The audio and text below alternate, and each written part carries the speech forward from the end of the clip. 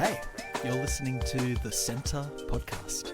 We're a church based in Dural, Sydney, who love Jesus and so want to make him the centre of our lives, our community, and our world. We're going to learn how to do that right now as we sit down and unpack Sunday's sermon. Well, hello. It's that time of the week again where we get to sit down with your boys. I'm Murray. And I'm Mitch. And welcome to Banter. We've got a bit of a treat today as we jump into where are you casting your nets, Mitch? I was not there in person, but was blessed to hear the sermon after the fact. Thanks for the fine message on Sunday. Thank you. It's really cool as always. Managing to reveal new intertextual references in the Bible, and I loved some of those things that you had to point out, which we can talk about in a little bit. But before we dive into it, excuse the not great pun. How's sail into it. We should say that. Oh, sail into it. Yeah. All right. Yeah. We'll see if it's a net gain. How's your last 7 days been? Can't complain. The week has flown by. Yeah. We're recording on a Thursday, which is a bit later than usual. Yeah. But I feel like yesterday was Monday. And yesterday was Wednesday. I'm like, oh, where'd my week go? It just is. Yeah. Absolutely. Yeah. So it's been fast and efficient, I'd like to say. Hey, they seem like two good words. How was your holiday? It was great, mate. Yeah, went down to Gerringong for a few nights. I was actually, I don't know, just further proof that our phones are listening to us. I had this hilarious little Insta short pop-up, I think maybe while I was away or after I'd just come back. It was this stand-up comedian talking about how people told me how hard it would be to have kids. And it is. No one warned me in advance how hard it is to have to watch your parents parent your kids. So I think it was an interesting experience because this was the longest that we had been together with my dad and some of my, my brother and stepsisters and stuff. And they just all have different styles of parenting George when they're, look after him. So wanting to encourage them to invest and build those relationships, but at the same time being like, okay, you're going to do that. Okay. So I had to suddenly get a bit more strict when we were in the pool. Because I was like, no, you can't just throw him in the pool. Yes. We're trying to teach him pool safety. Or don't encourage him to climb up that rock to jump in. That was, I think, the only time. But we went to a plane museum. Plane museum? That sounds very interesting. Look, I think George definitely found it the most fun of the three of us. But it was an old A380, big Qantas plane that we got to go up into. Went up into first class, I say in inverted commas, because I feel like that first class from the 80s, I think, is, I'm pretty sure, just business class now. Because I've flown international business class once because we just got upgraded. Yep. And I was like, this just feels like business class. And I've heard that these days first class you get your own room and everything. So we experienced 80s first class lounge, which is didn't feel as special as maybe your own room, but what's the highest level you've ever flown? You ever gone business? Economy. My mum's old husband, he worked for Qantas, so we got that priority upgrade if there were any free seats. So the only upgrade I ever had was when Rach was a travel agent and we'd finished our mission trip to Laos. We spent some time in Thailand just to kind of have a bit of a holiday, and she knew the owner or manager of some hotel just through, he'd come to Australia. Anyway, we came in, she said her name, and the concierge, that's the word, isn't it? Concierge of the hotel, he saw her name and goes, oh, you've been upgraded to the penthouse. So we got the penthouse of this pretty fancy hotel. So that was really cool, but that's probably about it. Hey, come on. I've flown Jetstar or Virgin. Yeah. Have you ever flown Ryanair? We did in Ireland. Yeah. That's the Irish. That's the Irish one, isn't it? Yeah. You do. That was the cheapest flights in the world. Yeah, literally was only for from England to Ireland. It was just the plane went up, plane went down. Yeah. It's I think Ryanair are now looking into how they can have standing. I heard about that actually. To try and save money. Yeah, to make your flight even cheaper. Yeah, I would do that.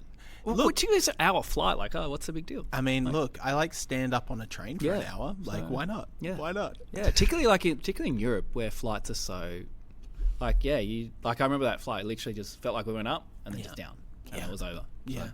Well, even if the plane goes down on a lot of those European flights, you've got land underneath.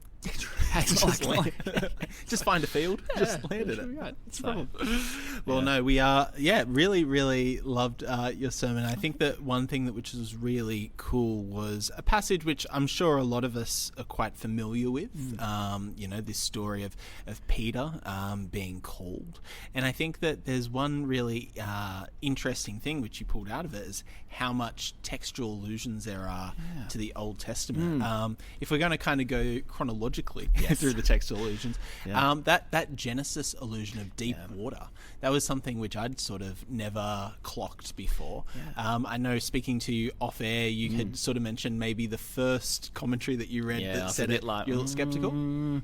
I just was like, is it kind of drawing a long bow? Which sounds funny for someone that loves drawing bows through the Old Testament. But as I kept reading, just kept finding again and again, lots of references to, and that made sense. I was like, Luke's wouldn't just add things in that accidentally.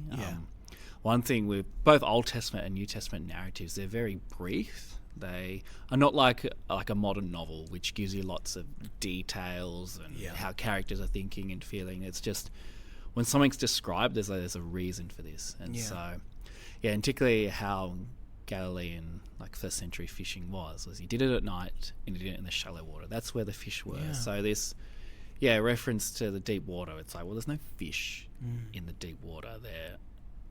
They'd be gone because it's the daytime. And so that's where you get the shellfish that Jews can't eat anyway. It's like, and just this idea that, well, if God created the world by His Spirit hovering over the deep waters, which was the ancient way the saw the world before it was formed, was just a big ocean of full of chaos monsters and darkness, and God speaks and life begins. It's that way to pointing to Jesus' sovereignty over the creation, that, well, go over to the deep waters and I will bring life. And so I just found that really cool, in this sort of narrative, which it's important call to mission, but I think that's often they just read and say, hey, leave behind the nets and go follow Jesus, but actually seeing there's so much depth and richness to this, and how each obviously Matthew's the most Jewish gospel, but each gospel author is showing how Jesus fulfilling scripture, and it's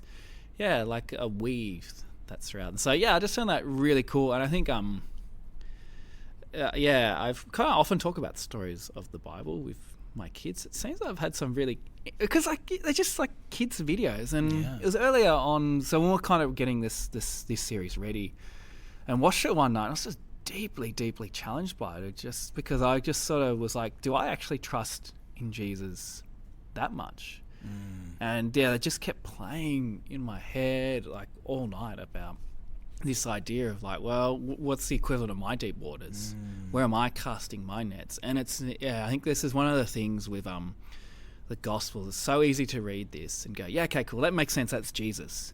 But no, that wouldn't work in my context. Well, my context is totally different to that. And it's well, actually, that's why I kind of broke it down those two problems about shallow water and the daytime. It's well, this is this stupid. No one would do this. And I think in our modern world, there's things well, that's dumb. Why would you do that? That's not going to work. And it's well, actually, if God's calling, if Jesus is calling you to cast your net into that deep water at a ridiculous time when people say it won't work, he can still do that. He can still bring life. And so for me, it's that trust of, okay, I might have been fishing all night, I know what I'm doing, I'm the expert here, but I'm going to trust in you, Lord. And so I found it for me personally super humbling, and a big challenge for particularly our vision forward for this year of 24 and 24, and just running this place. There's it's easy to kind of feel overwhelmed and there's just so many moving parts, and actually going, well, you know what, I'm going to trust that we're casting our net and you're going to provide, Lord. And so and look, the sort of fruit of that was Sunday. We had 3 people go, I want to be baptized. Well, okay, we've gone from 2 to 5. That's sort of part of this stepping out and trusting in the Lord. And so that's what for me I found is of course it's a big part about going out and be fishers of men, but I see Peter it's his faith that he recognizes something deeper about Jesus. And so that's what I find super challenging for me, and walking there, that the same Jesus that John equates him to the one that created the world. So the same Jesus whose word brings life at creation, he did it for Peter, James and John that day, and he can still do it for us. So cool. While we're kind of talking about this idea of daytime, deep waters instead of shallow waters, did you want to speak a little bit about what it would have meant for them as well to have left their life of fishing? Because I think we can probably understand it from an occupation point of view. Yes. If Jesus was to walk up into someone's office, into the accounting department and go, hey, like, leave your job of accounting and come follow me or whatever. I think people can appreciate that vulnerability that people would be putting themselves into, to just drop everything and go and follow Jesus. But maybe what are some more cultural implications that we don't appreciate on surface level with what Peter and James and John, sons of Zebedee, who's also a fisherman, be doing? So this article is from a guy called K.C. Hansen. It's called The Galilean Fishing Economy and the Jesus Tradition. So there you go. So this is, it says it on the box. It does. It's exciting stuff. But and so I'm just going to read sort of part of this article and go. It says fishing was an important part of the economy. It was not, he says, free enterprise, which modern readers might think. So it wasn't like they just started it. They may have owned their own boats, but it was part of a state-regulated, elite profiteering enterprise. But it was based on relatives and kinship ties. And so, the fact is, this is a family-run business. It would have been in the family for generations. And this is sort of something that we don't probably really get here in the West, is that, so my dad was a banker and a train driver now. So if we were kind of back in the day, the expectation was, if Dad was still in the bank, I would become a banker. That you would keep the family line going, that this is part of the family business. And so to step away from that, it's almost like spitting in the face of your ancestors. This is like, the first century is very vulnerable to famine, disease, warfare, a whole bunch of things. Keeping like, well, it's a very Jewish thing. Like the whole point of genealogies was to keep your name alive. That's how you lived forever, so to speak, by having sons, by having children, having lots of children. That's how you kept your name going. And so to walk away from that, it's deeply shocking to the ancient audience. That shows just the demand that Jesus has. And what I really liked about this article, and it's a little bit nerdy and a bit dry, is that he's saying how the fishermen, so even though Zebedee would have owned his own fishing business, they would have had to pay substantial taxes to tax collectors and to the Roman Empire. And so in a way too, he's saying it's also like a political statement that a huge abundance of fish they would have caught would have made them wealthy, but also would have made Caesar very wealthy, the extension, by paying taxes. And now Jesus is like, well, you're not fishing for Caesar anymore, you're actually fishing for a new kingdom of God. And in a sense, like, Jesus has become the new family for them. And so that's a summary of a 26-page article. But I found that just super helpful. It's like, I kind of just think, they left their boats and whatever. Like, Zebedee would just got new employers. Like, well, no. No worries, boys. Best of luck. Like, people quit the center all the time. They go, I've finished my uni degree and go, okay, yep, no worries, bye. Like, for sure. We're like, whatever. You just get employ someone new. But like back then, it's like, what? You've just ruined the family business. Like, it's a huge, huge thing. And so, that's what I find, like, just, I think, helpful for us to remember that these family ties are so important, and that the significance of Jesus' calling and shifting political allegiances, so to speak, no longer fishing to help Caesar out and line his pockets, but King Jesus, and lining his pockets, so to speak, with people for his kingdom. I mean, look, I think as much as in our modern age, people can still, I suppose, get too much of their identity from their jobs. It is, I think, helpful to understand just how much these young men were giving up. They were sort of, in some ways, letting go of some family ties and obligations. They were letting go of, a lot more economic security, because I think, in this day and age, it's a lot, although it can be difficult, it's a lot easier to just go and find another job. You just go on seek, find something else. But that sort of deeply imperial comment as well. And I think that's something which I need to always be reminding myself when I'm in the Gospels, of that over, lurking presence of the Roman Empire that is really lost for me a lot of the time as I'm reading the Gospels. Well, in Hanson's article, he actually has a diagram which starts with Augustus, like Tiberius, Caligula, so the emperors at that time, and sort of works down to how like the social structure would have built. And it's just, like I said, it's important to remember that the Judah was essentially a territory under the Roman emperor, which had like its own autonomy in a sense. Like they could. So there was a deal made where, we wouldn't sacrifice to Caesar, but just do a prayer on behalf of him. Yeah. But it's just a helpful kind of reminder that this is the overarching world. Which, I say this to people, and it's a bit of a, some people would know what I'm talking about. But in Who Wants to Be a Millionaire, when people would put the answer in, lock it in Eddie. Yeah. And so like it's something that I'd often say with people when you make plans, I'll lock it in Eddie. But if I said it to people that are 10 years younger, they'd have no idea what I'm talking about. So lock it in, they go, what? And so that's a cultural reference which, is only 20-something years old and even starting to lose meaning. We're talking like 2,000 years. So you can lose that. So so good. It's important to keep that in mind. Yeah. And then as we sort of continue with these, pardon me, into textual sort of allusions, you pointed out some really fascinating stuff with Isaiah as well. Now, obviously, the usual sort of things that we think about, that I think about, I won't lump everyone in my basket, when it comes to fulfillment of Isaiah in the Gospels is fulfillment through Jesus. But this is something really interesting, that it's not just almost Jesus that's being tied into this story here, which I think is quite powerful in and of itself. But this moment of Isaiah's own calling. I might just quickly read out Isaiah 6:5-8. This is sort of Isaiah's calling right at the start of the book of Isaiah. So, woe to me, I cried, I am ruined, for I am a man of unclean lips, and I live among a people of unclean lips. My eyes have seen the King, the Lord Almighty. Then one of the seraphim flew to me with a live coal in his hand, which he had taken from the tongs from the altar. With it he touched my mouth and said, see, this has touched your lips. Your guilt is taken away and your sin atoned for. Then I heard the voice of the Lord saying, whom shall I send, and who will go for us? And I said, here am I, send me. So, some really interesting things there tying into Peter in this moment, interestingly enough.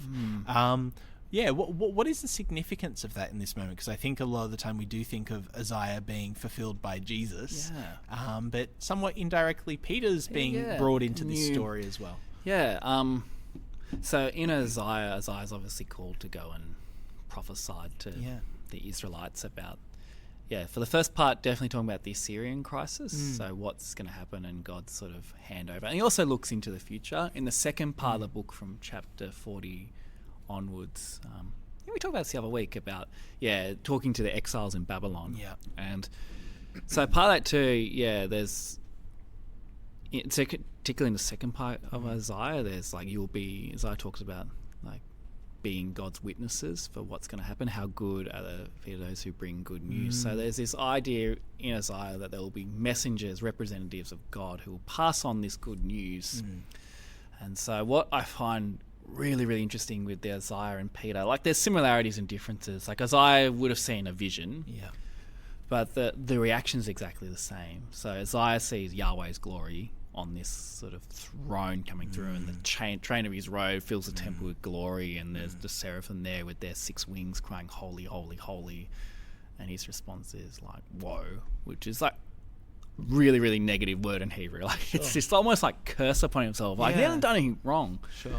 And what's actually cool about Isaiah is that the first 5 chapters that start with prophecy, and then chapter 6 is his calling. And so I remember reading a commentary which reckons that like Isaiah did that almost as like a strange way to connect him, like, woe is me, I'm a man of unclean lips. Like we've read 5 chapters of Isaiah's prophecy, and so it's sort of out of order deliberately to make a point that even though I'm speaking God's words, I'm still like unclean. Like my mouth is so defiled. And even Isaiah says that, like your righteous deeds are like filthy rags. And so just making this real contrast, even done anything wrong, but just his presence around Yahweh's holiness is like, yeah, I'm just totally ruined. I am a man. God's going to wipe me out. And so that forgiveness. And so then you've got this moment with Jesus in human form as Yahweh, like, and Peter recognizing that, like, get away from me, Lord, I am a sinful man. There's this fear. And it's this sort of Mitch sort of drawing stuff out. But I just find it interesting that Jesus on a boat over the water. It's almost like that boat becomes like this throne, so to speak, when Isaiah sent out by Yahweh from his throne to go and proclaim the gospel, and now Jesus on this much less impressive throne, so to speak, on this boat on the ocean in human form, without like the glory radiating out him. Peter's able to recognize that, and like, even though Peter like recognizes his sinfulness, Jesus never says, "Oh, don't worry," but he doesn't forgive him like Isaiah does with the coals, but that said, "Don't worry, from now on you'll fish for people." It's a similar sort of like assurance of like, no, despite your sinfulness, I'm going to use you to fish for people, to be sent out to proclaim the good news. So I just find that just really, really interesting, in how God works through it, and just the power of Jesus. It's easy to sort of think about Jesus being like a man, but Peter seeing beyond that, and that he's God in flesh, and that's someone to be highly, highly feared and respected.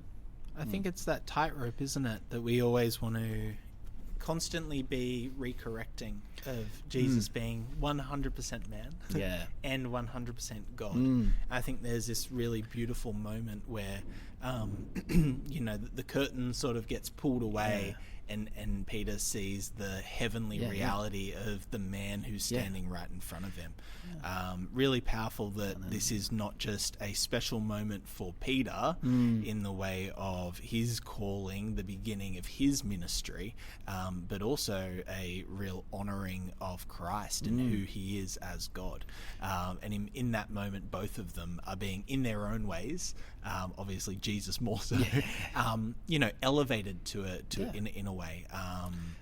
It's interesting. There's so the word "kurios," Lord, is used in the Greek, like Old Testament translation, in this Isaiah passage to describe Yahweh.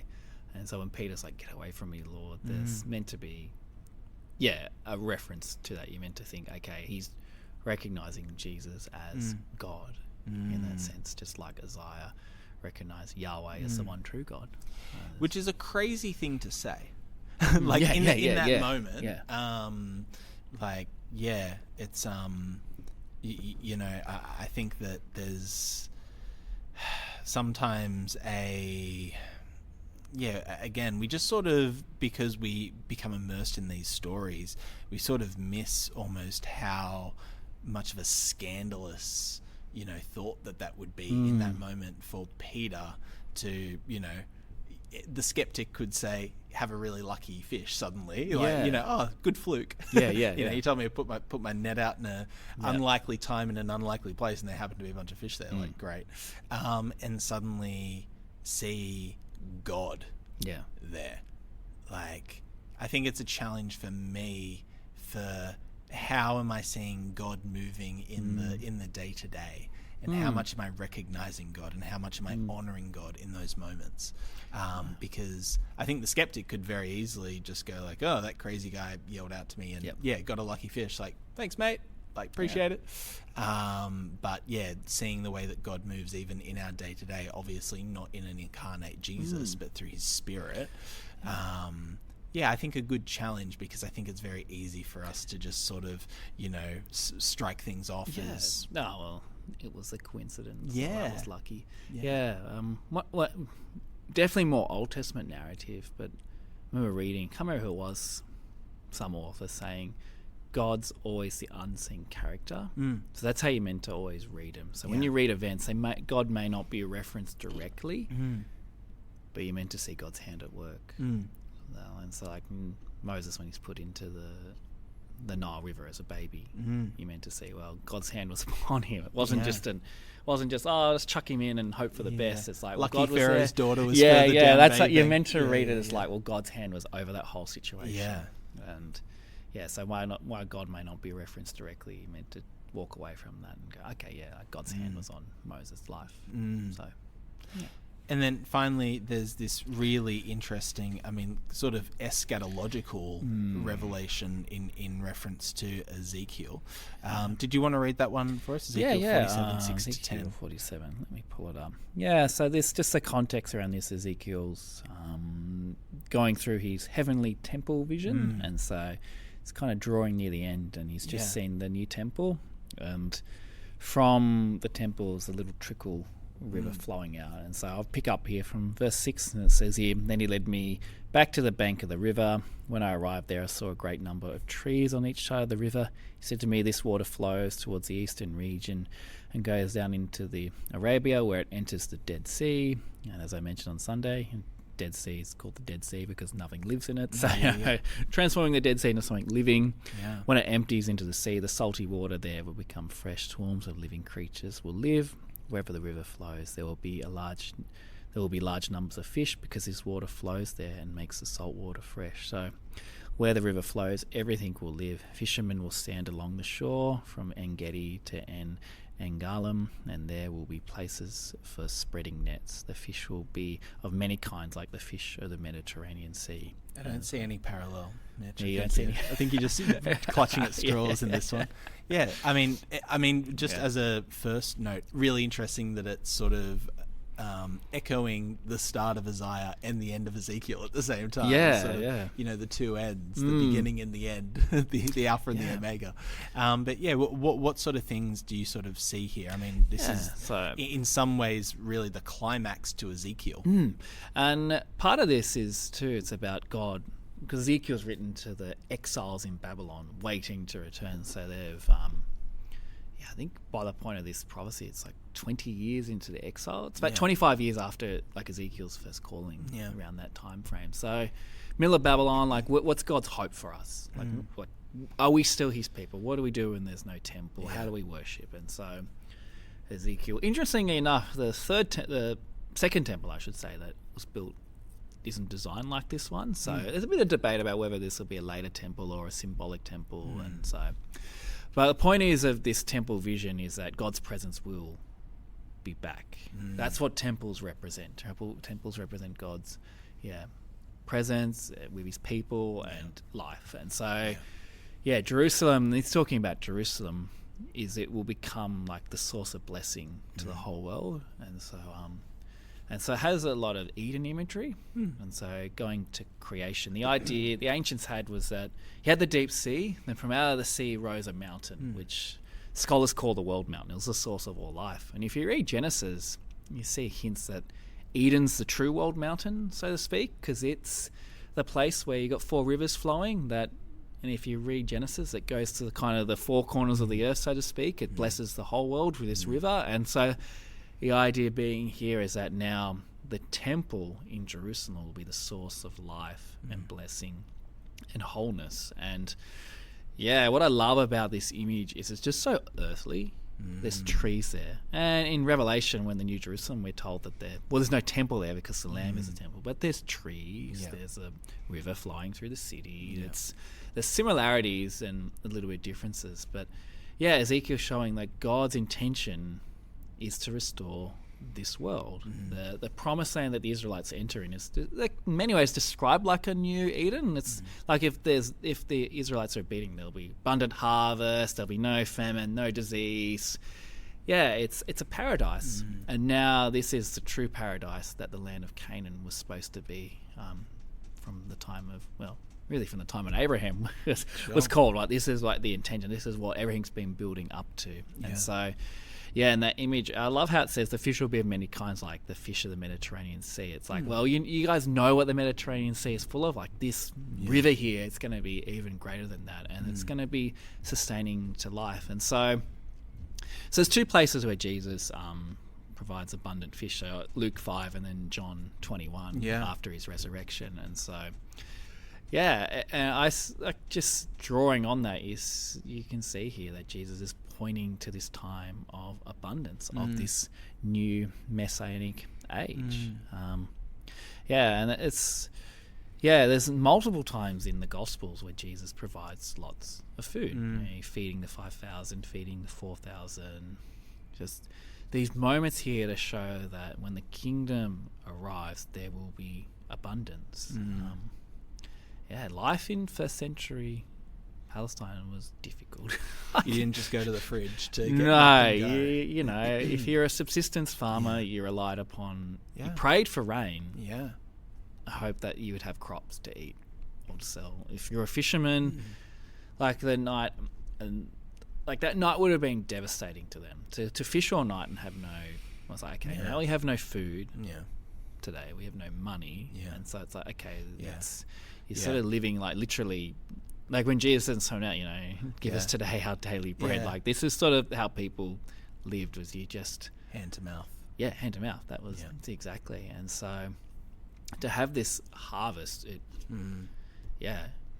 it's hard to calculate. Like, I haven't been able to work out any figures, but the fact that the boats were sinking, this is showing that this was a huge, abundant harvest. And that's what Jesus is pointing to, is like, it's a signpost, to use NT Wright's word there. This is a sign of what the kingdom will be like. And Ezekiel spoke about the temple that flows, that river of blessing, and and Jesus is that temple. And so it makes sense from him, there's life and wholeness. And I read a book by a guy called Tyler Yoder called Fishers of Fish, and it went through sort of the Old Testament references to fishing. And he is the one who made the point, because I'm not smart enough to know this.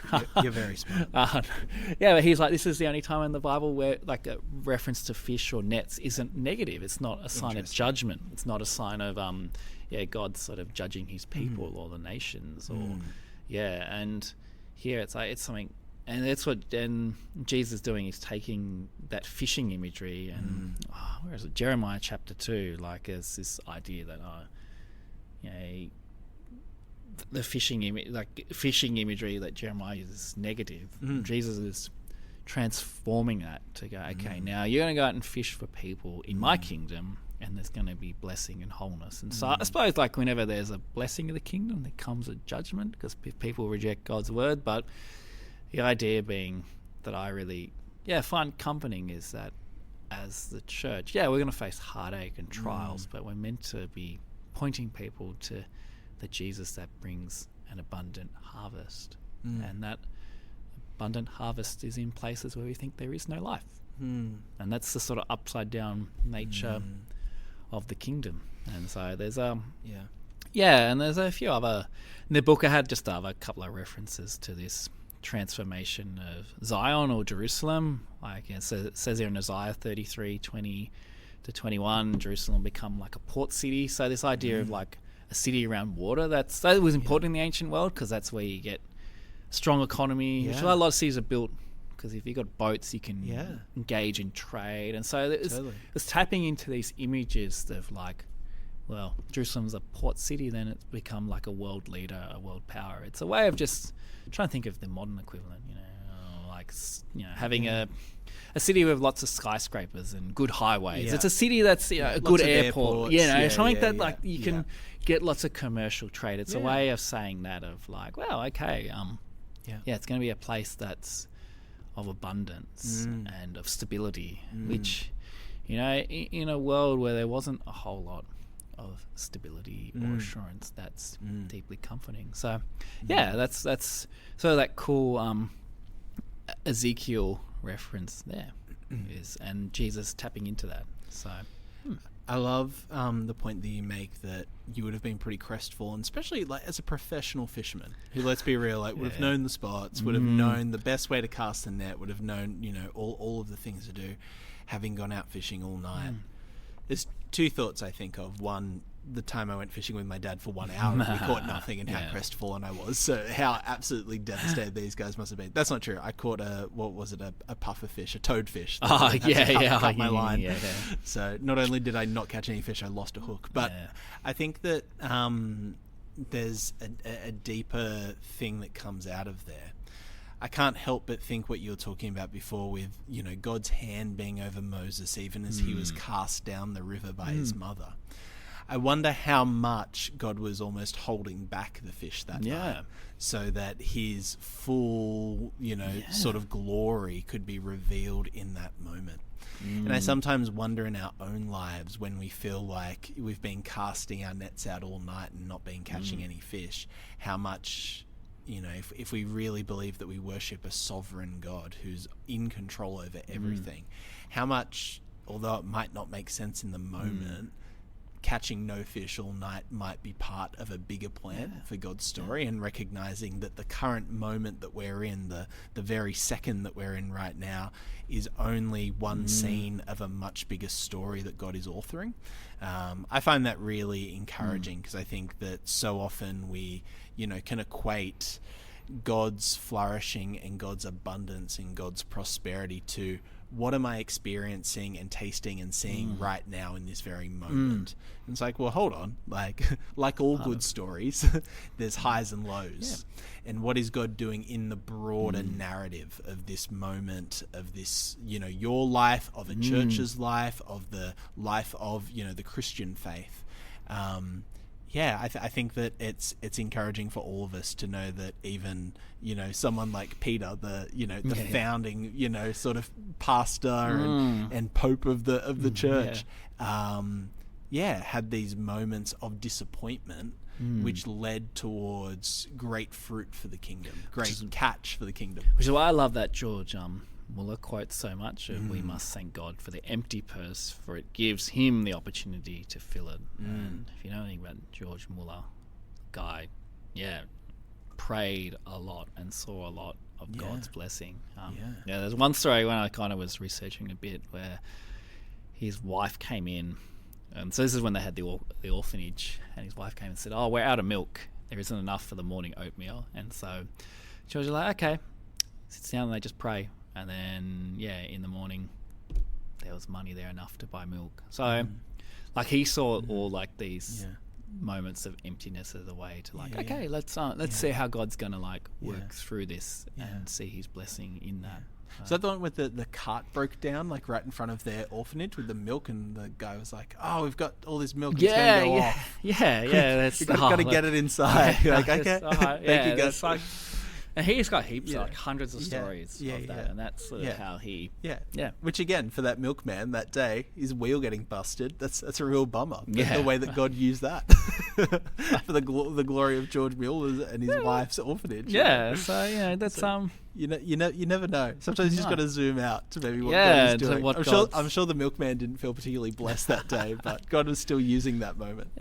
I want to just spend one moment before we wrap up on this idea of, I guess, Jesus and God subverting images, because it sounds like this is sort of what it is done with the nets here. It's also sort of what's done with the cross, an image of death, of shame, of punishment, which is transformed into a symbol of life, of forgiveness, of hope and honor. When we start looking at the way that God and Jesus' ministry continues to subvert these images, what does this say for the way that we are to engage in the world? Because I think that so often with us, as a wider church, there are things that we put in the basket of innately bad and things that we put in the basket of innately good. And I was in a really interesting class this week where we were talking about this idea of being cultural critics, again, something that we spoke about the other week, ironically in BANTER, but how we've got to be careful not to take a posture towards all culture of critique or condemnation, but how we should more have specific gestures that we take on to different things. So rather than just being completely against the world in everything and constantly critiquing and condemning, saying, hey, what are things that we can actually commend? What's something that we can see which can be redeemed through the goodness of God, be redeemed through the goodness of, God's people. how can we be more open to that? How can we look at the way that Jesus did this and took so many things, kind of picking grain on the Sabbath, having a, woman who was probably a sex worker washing his feet with perfume. What does that inform the way that we live our lives, and how can we live with more open minds and open hearts in a world that has so many symbols which are distorted and broken? Yeah, that's a great question. I wish I had a good answer. I think part of it would be one thing that kind of came to mind, I think of sort of the woke movement. Yeah. And so, at its core, I see it as about justice. So it wants justice for racial inequality and kind of all that stuff. And it's but it removes Jesus. And so in a sense they're looking at what parts can be redeemed about that and where can... So if we're looking at from a cultural point of view, I see it as ways to build bridges. So you could go, we as core agree that justice is important. Yeah. So let's sort of, try to find that part. I suppose, how do you come to that place of being able to...